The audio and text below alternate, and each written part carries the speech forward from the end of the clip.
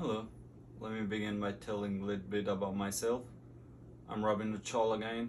You can call me Rabi. Currently, I'm working here at Persuasive as a process technician since June of 2022. Throughout my career, I have had the opportunity to work at a few different places such as restaurants, where I learned how to work in a fast-paced environment and interact with different types of people and situations. I also had an opportunity to work at a hotel as a maintenance, where I learned how to manage work orders, keep records of work expenses, inventory, and many other things. I also had an opportunity to work as a machine operator at Amazon, where I learned the importance of clear communications with my coworkers, management team, to run the warehouse efficiently.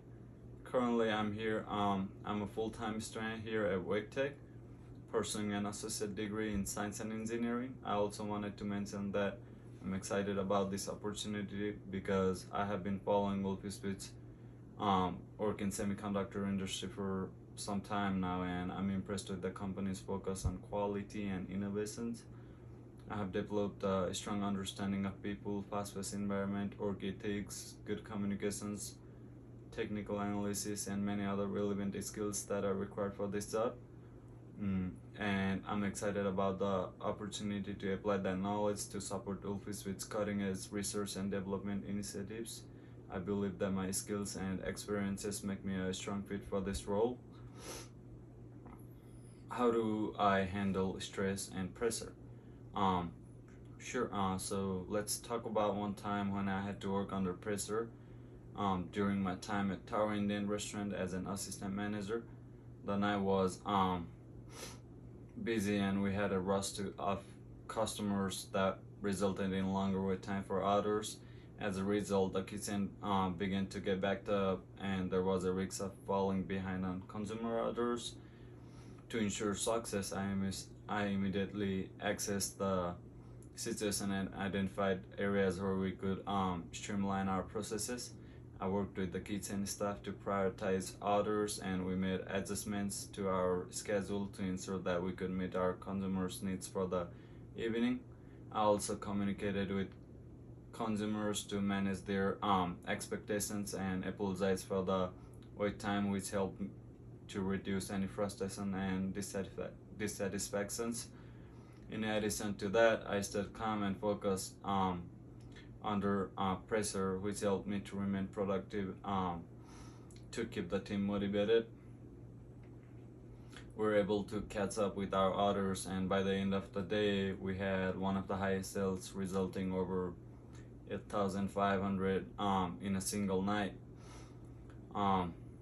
However, here at Ulfspeed, how I would access it. So in an event of an unexpected downtime or issue during a production run, I approach the situation calmly and objectively.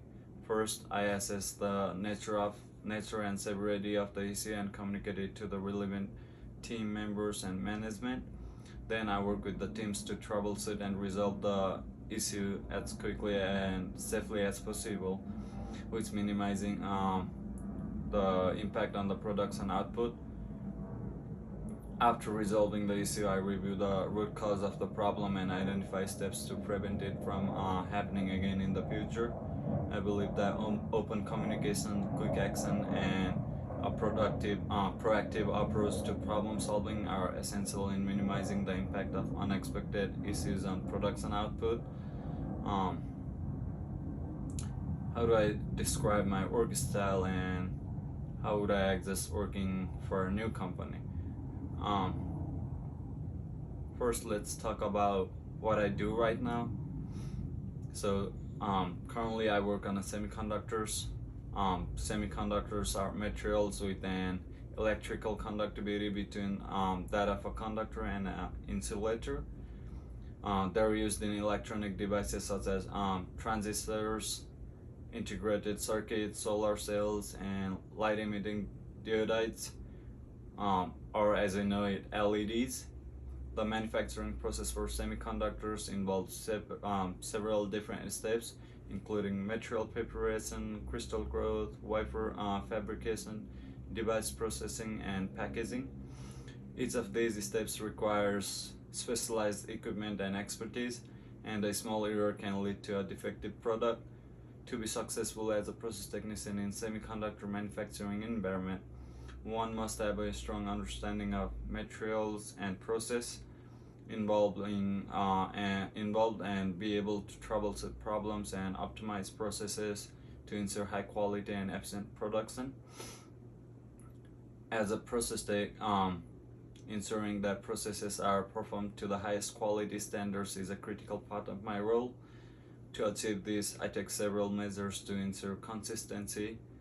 First, I ensure that all equipment is calibrated and maintained to the highest standards. Regular maintenance and calibration checks help to identify any issue before they impact the production process, so later I don't have to panic about it. I follow standard operating procedures or SOPs closely and ensure that all team members are aware and of the following procedure. This helps to ensure that processes are performed consistently and in accordance with the industry best practices. I monitor production processes closely and use data analysis tools to identify any trends or deviations from the norm. This helps to identify potential issues before they become a problem and allow us to take corrective action as needed. I regularly communicate with other team members and management to ensure that everyone is aware of any issue or potential problems. This helps to ensure that everyone is working together to maintain quality standards and consistency. Finally, I'm committed to continuous improvement and regularly seek out ways to optimize processes and improve quality standards. By staying up to date with industry trends and best practices, I can identify opportunities to make our processes more efficient and effective. How do I adjust to my new work environment? So, first thing I would do is I would get familiar with the team, company's culture. Each company has its own culture and a way of doing things. So I would try to learn about company's values, missions, and culture, and understand how my role fits into the larger picture. I would also try to build relationships with other coworkers and other people working at the company, because it's important to build relationships with my new colleagues, managers, and other stakeholders in the company.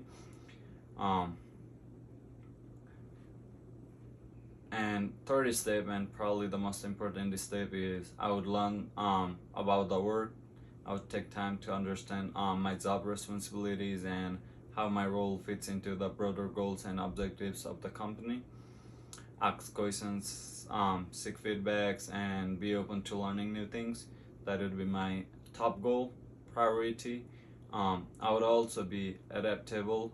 Being adaptable is the key when adjusting to new work environment. I would be open to new ideas and ways of doing things and be willing to adjust my work style and approach to fit in with the company's culture and expectations. I will, staying organized is another thing I would do, making sure I stay organized and keep track of my tasks, deadline, and responsibilities. This will help me manage my workload and stay on the top of the things as I adjust to a new role. Let's talk about,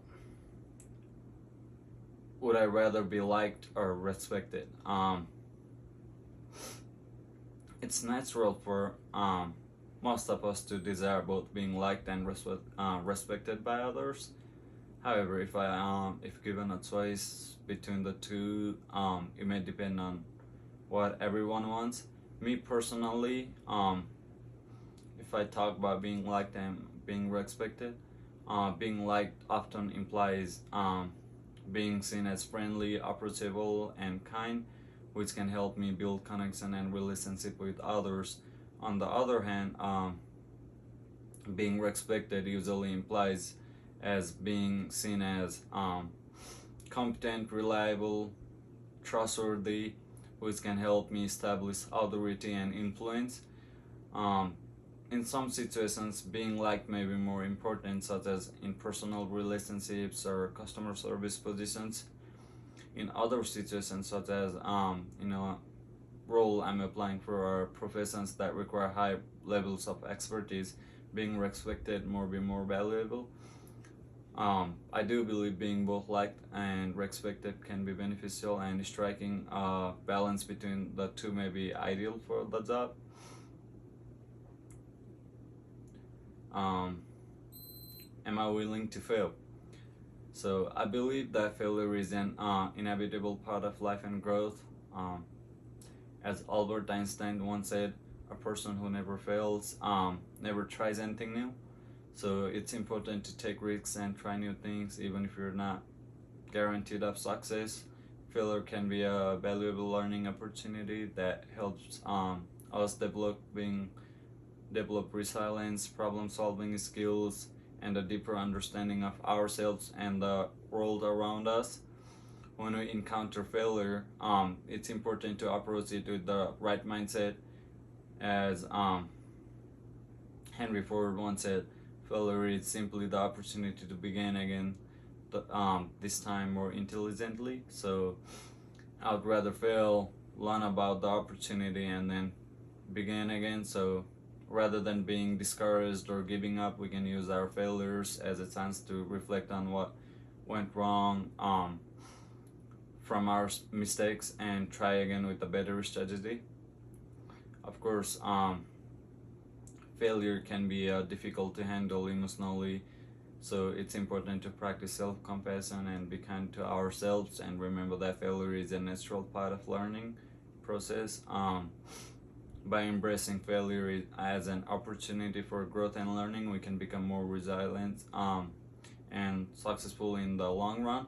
So yes, I am willing to fail every time I try something new, not with the intention of failing, but with the intention of trying, learning something new, and getting out of my comfort zone.